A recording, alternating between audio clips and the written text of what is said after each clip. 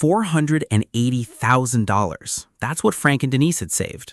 Both 65, living outside Milwaukee, ready to retire. And they almost made the biggest mistake of their financial lives. Frank found an ETF paying 12% a year. He did the math on a napkin. $480,000 times 12% equals $57,600 a year. That's $4,800 a month, just from dividends. No selling, no stress. He almost put everything into that one fund. Here's what Frank didn't know. That 12% yield was slowly eating its own principal. Every month, the fund paid out more than it actually earned. The share price was quietly dropping. The yield looked great on paper, but the dollars behind it were shrinking. Frank didn't need a higher yield. He needed a smarter blend. By the end of this video, you'll know the exact three-fund blend that turns $480,000 into over $6,300 a month in dividend retirement income. You'll see the math, the tickers, and the 2026 tax break most retirees still don't know exists. And the number at the end genuinely stopped me cold. Quick note, I'm not a financial advisor or government employee. Everything here is for educational purposes only. For your specific situation, always check with a qualified professional. All right, let's start with the number everybody gets wrong.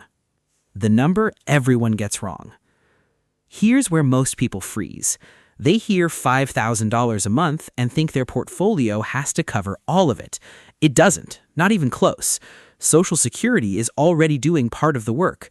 In 2026, the average retired individual gets $2,071 a month. The average retired couple gets $3,208. That's after the 2.8% cost of living raise that kicked in this January. Still, for a couple like Frank and Denise, Social Security puts $3,208 on the table every month before a single dividend hits their account. Now do the subtraction. If you need $5,000 a month, the gap is not $5,000. It's $5,000 minus $3,208. That's $1,792. Write that number down. That's the real target. That's what dividends need to cover. Not $5,000, just $1,792. Most people stare at $5,000 and feel paralyzed. Smart retirees subtract first. And when they do, the gap is a lot smaller than they expected. So, the gap is $1,792. The question is, which three funds fill it? And why does it have to be exactly three? 3 funds, 3 jobs. This is where Frank and Denise's plan came together. 3 funds, each does a different job. No overlap, no redundancy.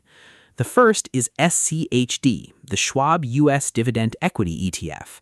This is the anchor. It yields about 3.3% right now.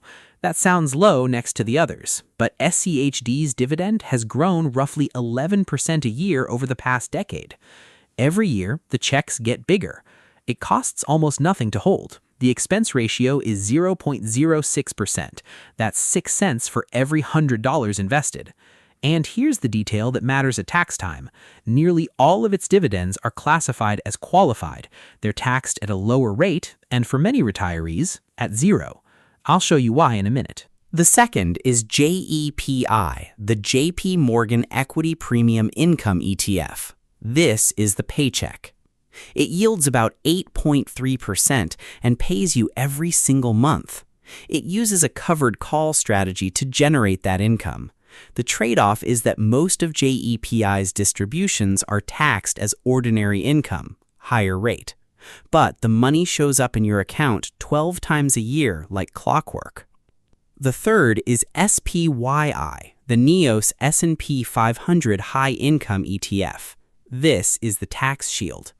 It yields about 12.3%, also pays monthly. But here's what makes SPYI different from every other high-yield fund. About 94% of its distributions have been classified as return of capital. What does that mean in plain English? The IRS doesn't count most of it as income when you receive it. You keep more of every dollar it pays. Now here's the math.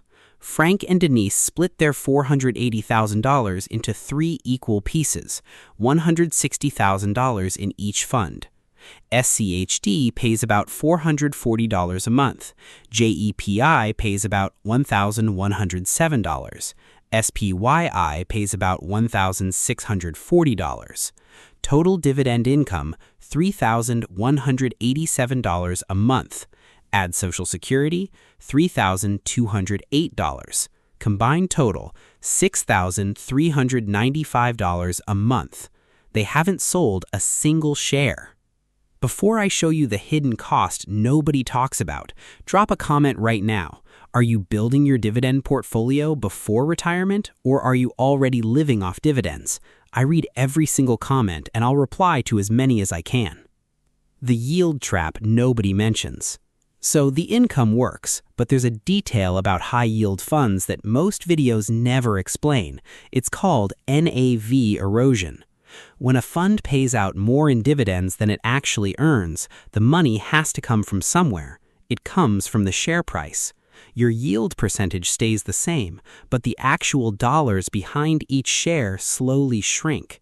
Think of it like a gas tank. If you burn more fuel than you add, the needle keeps dropping. The engine still runs, but one day you're on empty. Here's the myth. A 12% yield is always 4 times better than a 3% yield. Here's the truth. If that 12% is slowly eating your principal, you're spending your own savings and calling it income. That's not a paycheck. That's a withdrawal wearing a disguise. But here's what almost nobody explains. SCHD's dividend has grown 11% per year over the past decade. JEPI's payout stays roughly flat. Run that forward 7 to 8 years. SCHD's per-share payout catches and overtakes JEPI's. The slow grower becomes the bigger paycheck. That's why you blend. JEPI and SPYI do the heavy lifting right now. SCHD gets stronger every single year. Over time, it picks up more and more of the load. One more thing about SPYI. Those return of capital distributions reduce your cost basis. If that basis hits zero and you sell, you owe capital gains on the full amount. It's not free money, it's deferred money. Know the difference before you build the plan. So the income works, the blend protects you, but how much of this money do you actually keep after taxes? The number in 2026 stopped me cold. The 2026 tax shield. Most retirees assume they'll owe a big tax bill on this kind of income. They're wrong, and I don't mean a little wrong. I mean shockingly wrong. In 2026, the tax code is stacking deductions like never before. Start with the standard deduction for a married couple, $32,200. Now add the additional deduction for seniors. If you're 65 or older, each spouse gets an extra $1,650. That's $3,300 for a couple. Now add the new one. The One Big Beautiful Bill Act created a senior bonus deduction, $6,000 per person age 65 or older.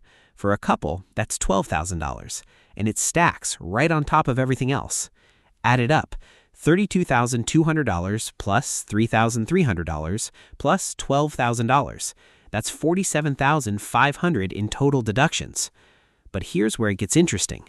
Frank and Denise receive about $76,000 a year in total cash, Social Security plus dividends. That sounds like a big number, but the IRS doesn't tax all of it. SPYI's return of capital distributions don't count as income on their tax return. That's nearly $18,500 a year the IRS never sees. And at their income level, only a small portion of Social Security is taxable. When you add it all up, their actual income before deductions is only about $23,000. Apply the $47,500 in deductions, and their taxable income drops to zero. Not close to zero, zero. The qualified dividends from SCHD taxed at 0%. The threshold for married couples in 2026 is $98,900 in taxable income. They're nowhere near it. But here's the warning you need to hear. This only works because their income stays below $150,000. Push past that line, and the $12,000 senior bonus deduction starts disappearing. The IRS claws it back at 6 cents per dollar over the threshold. And there's a second tripwire. Social Security becomes up to 85% taxable once your combined income passes $44,000. In certain narrow income ranges, each extra dollar of income triggers an effective marginal rate above 40%. That's the tax torpedo. Most retirees never see it coming. The blend helps you stay below those lines. Smart retirees don't just build income, they build income that stays invisible to the IRS. But the senior bonus deduction is temporary. It covers tax years 2025 through 2028. After that, it could disappear. The window is open right now. It won't stay open forever. You don't need a bigger portfolio. You need a smarter blend. Your $6,300 blueprint. Here's the complete plan. Step 1. Know your Social Security number. The average couple gets $3,208 a month. That's your starting line, not your finish line. Step 2. Calculate the gap. Subtract Social Security from your target. That's what dividends need to cover. Step 3. Build a blended portfolio. Anchor with SCHD for growth. Add JEPI for monthly income. Layer in SPYI for tax-efficient yield. Don't chase one number. Blend for balance. Step 4. Take advantage of the 2026 tax shield. The standard deduction, the senior deduction, and the new bonus deduction can push your effective tax rate to 0, but respect the income thresholds. Step 5. Never touch the principal. Live off the dividends. Reinvest any surplus. And when the time comes, pass the portfolio to your family through the stepped-up cost basis. All the gains built up over decades are never taxed. Your heirs inherit the shares at current market value. Frank and Denise followed this exact path. With $480,000 invested in their combined Social Security, they bring home over $6,300 a month. They pay nothing in federal tax, and their principal stays intact for their kids. $6,300 a month in retirement income is not a fantasy. It's a plan, and now you have it. If someone you know is planning for retirement or worried about making their money last, share this video with them right now. It could change how they see their future.